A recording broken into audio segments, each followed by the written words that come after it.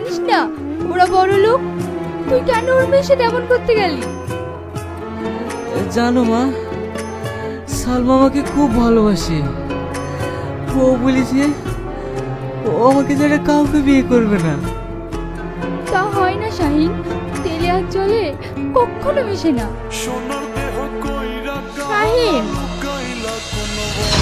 সালমা, তুমি এত রাতে? আমি বাড়ি থেকে পালিয়ে এসেছি। আমি আর ওই বাড়িতে কোনোদিন ফিরে যাব না। এ তুমি কি বলছো? এটা তুমি ঠিক করোনি।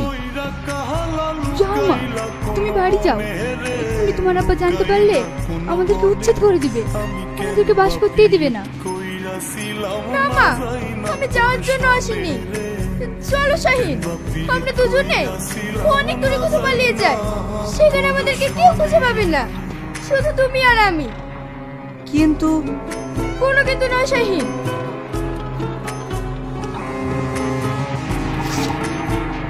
এই দেখো, আমি আমার বাপের সিন্দুক ভেঙে অনেক টাকা পয়সা সোনা দানা নিয়ে এসেছি।